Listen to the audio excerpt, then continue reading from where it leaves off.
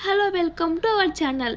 ఈరోజు మనం అన్నా చెల్లె రిలేషన్ గురించి సోషల్ అవేర్నెస్ కోసం ఒక మంచి స్టోరీ విందామా? అయితే స్టోరీ నేమ్ వచ్చేసి అన్న కళ చెల్లి సాధించింది. సో చెల్లి ఎలా సాధించిందో పూర్తిగా తెలుసుకుందాం. అన్న కళ వదిలేశాడు, కానీ చెల్లి మాత్రం ఆ కళను తిరిగి ఇచ్చింది. ఇంకా స్టోరీలోకి వెళ్దామా? కార్తిక్ తన చెల్లి నిహారిక చిన్న పట్టణంలో మధ్యతరగతి కుటుంబంలో నాన్న ఉండేవారు. చిన్నప్పుడే నాన్న చనిపోయారు. అమ్మ టైలరింగ్ చేసి ఇద్దరిని చదివించి.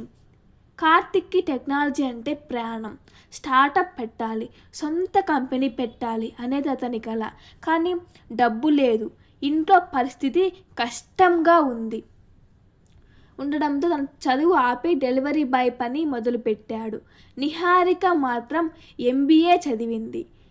అన్నా, నువ్వు పెద్దవాళ్ళలో ఒకరు అవ్వాలి, నేను ఉన్నాను నీకు అని మాత్రమే చెప్పేది. అలాగే కొన్ని సంవత్సరాలు గడిచాయి.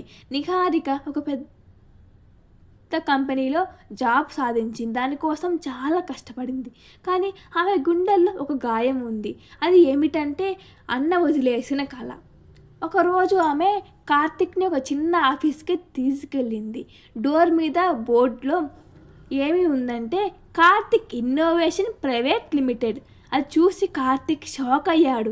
ఇది ఏంటి అని అడిగారు. నిహారిక నవ్వుతూ, నువ్వు స్టార్టప్ పెట్టాలని అనుకున్నావు కదా అన్నా, ఇది నీ కంపెనీ, నీ కళను నేను EMIలా రీపే చేస్తున్నాను అన్నది.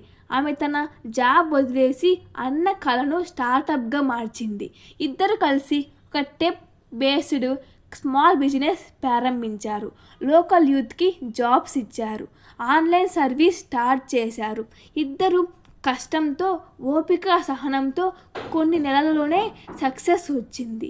ఒక ఇంటర్వ్యూ రిపోర్ట్లో మీ విజయ రహస్యం ఏమిటి అని అడిగితే కార్తీక్ ఒక మాట అన్నాడు. అదేమిటంటే, నేను చెల్లికి అన్నయ్యను మాత్రమే, కానీ ఆమె నా కళకి అమ్మలా నిలబడింది. నిహారిక నవ్వుతూ, టుడే జనరేషన్ గిఫ్ట్ అంటే ఫోన్, వాచ్, కార్ కాదు, సిబ్లింగ్స్ బాండ్. ఓన్లీ రాఖీ కట్టడం, ఫోటో కాదు, రియల్ సపోర్ట్. సక్సెస్ స్లోగా కాదు, ఫ్యామిలీతో షేర్ చేసినప్పుడే మీన్ఫుల్గా. ట్రూ లవ్ మీన్స్ నీ కళ నా బాధ్యత. సో మనం మన సిబ్లింగ్స్ యొక్క కళని మన బాధ్యతగా తీసుకోవాలి.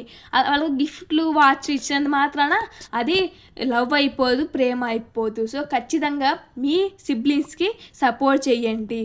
అలాగే వాళ్ళకు సపోర్ట్ చేసినంత మాత్రాన వాళ్ళకు వచ్చినట్టు కాదు, మీరు వాళ్ళకు సపోర్ట్ చేసి సహాయం చేయండి. అప్పుడే మీలో అవేర్నెస్ కూడా పెరుగుతుంది. ఈ కథ మీకు నచ్చిందా? అయితే కామెంట్ చేయండి. Thank you for watching. Please share and subscribe and like.